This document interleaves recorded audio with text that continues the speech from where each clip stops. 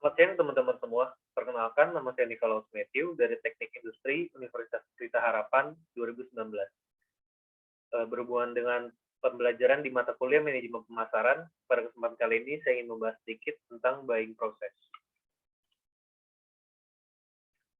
Oke, pertama-tama saya akan membahas tentang participants in the buying process.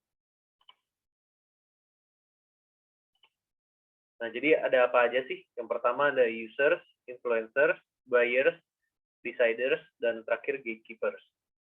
Nah, sebelum membahas kelima poin tersebut, saya akan membahas terlebih dahulu tentang buying center. Jadi apa sih itu buying center? Jadi buying center itu adalah seluruh individu dan unit yang berperan dalam proses pengambilan keputusan pembelian. Nah, sebagai contoh, saya ingin mengambil di PT Casa Verde Indonesia. Produknya yaitu Prima Protect Plus Hand Sanitizer. Nah, jadi buying center yang ada di perusahaan ini, yang pertama itu dimulai dengan users. Jadi users itu adalah anggota organisasi yang mungkin akan menggunakan produk atau layanan. Umumnya pengguna memulai proposal pembelian dan membantu menentukan spesifikasi produk. Seperti contoh hand sanitizer Prima Protect Plus. PT Casa Verde Indonesia merupakan perusahaan yang memproduksi hand sanitizer Prima Protect Plus. Anggota-anggota dalam perusahaan tentunya akan menggunakan hand sanitizer ini, selain untuk mengetes produk, untuk alasan kebersihan juga di era pandemi. Yang kedua, yaitu ada influencers, yaitu orang-orang di organisasi yang membantu mendefinisikan spesifikasi produk dan juga memberikan informasi untuk mengevaluasi alternatif. Produk hand sanitizer Prima Protect Plus tentunya telah melalui berbagai macam proses pengembangan produk berdasarkan ulasan dari influencer hingga menjadi hasil akhir hand sanitizer Prima Plus yang dijual di pasar.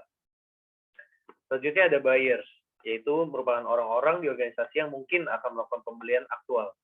Buyers memiliki wewenang untuk memilih pemasok dan mengatur persyaratan pembelian.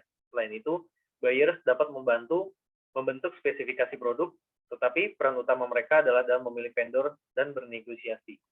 Adanya buyers ini dalam pengembangan produk hand sanitizer Prima Protect Plus membantu dalam pengambilan keputusan mengenai spesifikasi produk, supplier hingga reseller agar pemasaran produk optimal. Selanjutnya ada deciders, yaitu merupakan orang-orang di organisasi yang menjadi penentu, memiliki kekuatan untuk memilih atau menyetujui pemasok akhir. Biasanya pada perusahaan, orang-orang ini memiliki tanggung jawab yang besar karena mereka lah yang bertanggung jawab atas keputusan akhir berdasarkan pertimbangan dan riset yang telah dilakukan dari berbagai sumber. Yang terakhir, ada participants gatekeepers, yaitu orang-orang yang mengontrol aliran informasi kepada orang lain, baik dalam organisasi maupun massa. Biasanya yang bertugas sebagai gatekeepers ini adalah sekretaris dalam perusahaan. Misalnya dalam PT Casa Verde, informasi-informasi yang penting yang berhubungan dengan perusahaan tentunya dikontrol oleh sekretaris dan sebagainya. Ada informasi penting yang harus diketahui atasan, kemudian mungkin ada informasi perusahaan yang bukan untuk publik. Semuanya itu dikontrol oleh gatekeeper ini. Selanjutnya ada the business buying process. Business buying process ini dimulai dengan tahap ada problem recognition, kemudian general need description, selanjutnya ada product specification, lalu ada supplier search, lalu solicit proposal, lalu select supplier, kemudian order routine specification, dan yang terakhir performance review.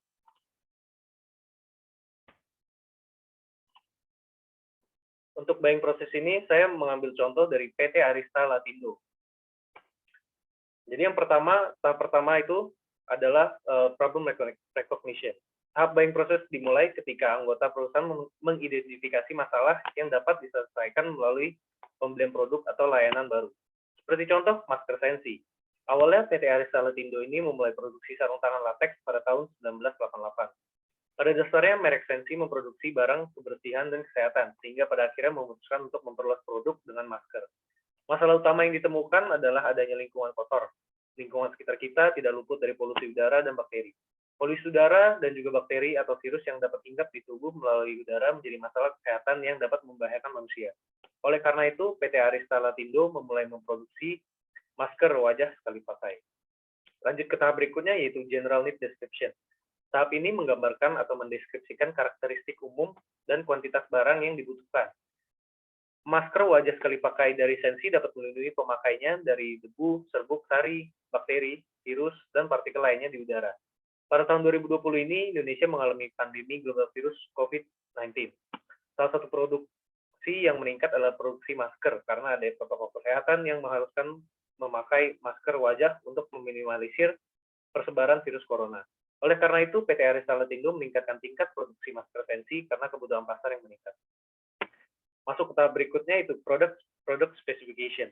Tahap proses pembelian bisnis di mana organisasi memutuskan dan menentukan teknis dan karakteristik produk untuk barang yang dibutuhkan. Masker sensi yang beredar di pasar dapat dijumpai dalam berbagai model dan fungsi. Perkembangan setiap jenis masker yang diproduksi tentunya melalui tahap spesifikasi produk. Misalkan, masker sensi yang paling terkenal yaitu masker medis atau surgicalnya, yang terdiri dari 3 lapis yang dapat melindungi 95% debu, serbuk sari, bakteri, virus, dan partikel lainnya di udara. Selain itu, sensi juga mengembangkan sensi duckbill mask yang memiliki spesifikasi yang sama, namun dengan tekstur yang lebih lembut dan pengait yang lebih nyaman di telinga.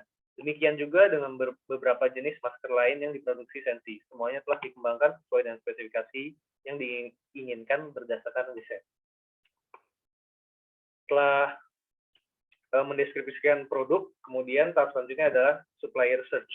Nah, tahap ini adalah tahap pencarian pemasok dengan cara meninjau direktori perdagangan, melakukan pencarian internet, maupun menelepon perusahaan lain untuk rekomendasi vendor.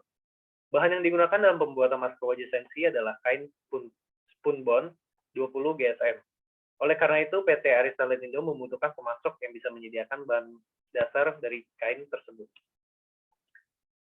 Masuk ke tahap berikutnya, yaitu solicit proposal. Pada tahap ini, pemasok-pemasok yang berkualitas diundang untuk diajukan proposal bisnis. PT Arista Lapindo tentunya melakukan riset terhadap pemasok-pemasok yang dapat menyediakan bahan dasarnya. Setelah dikumpulkan, kemudian masuk ke tahap berikutnya, yaitu select supplier. Jadi pada tahap ini adalah tahap seleksi pemasok yang akan digunakan dari sejumlah pemasok yang telah diberikan proposal. Kemudian tahap berikutnya ada order routine specification. Jadi pada tahap ini adalah memberikan spesifikasi teknis pada pemasok terpilih, seperti jumlah barang yang dibutuhkan, waktu pengiriman yang diharapkan, kebijakan pengembalian, dan jaminan atau garansi. Nah, tahap terakhir yaitu adalah performance review. Jadi pada tahap terakhir ini adalah menilai kinerja dari pemasok dan memutuskan untuk melanjutkan modifikasi atau mengakhiri kontrak kerja. Hal ini sangat diperhatikan oleh PT Arista Lapindo dan terbukti melalui pemasok yang telah ditetapkan, kualitas masker sensi dapat dikatakan duduk di peringkat tertinggi. PT Arista Lapindo yang telah bersertifikasi ISO 9001 meningkatkan ke ISO 13485 untuk menyesuaikan peningkatan standar kualitas global. Hal ini tentunya dapat diraih karena produk yang terjamin konsisten kualitasnya dan juga berkat pemasok bahan beserta produksi yang konsisten menjaga mutu masker sensi.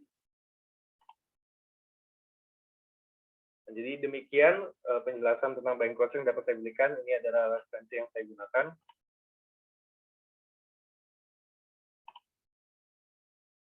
Terima kasih telah menonton. Semoga bermanfaat.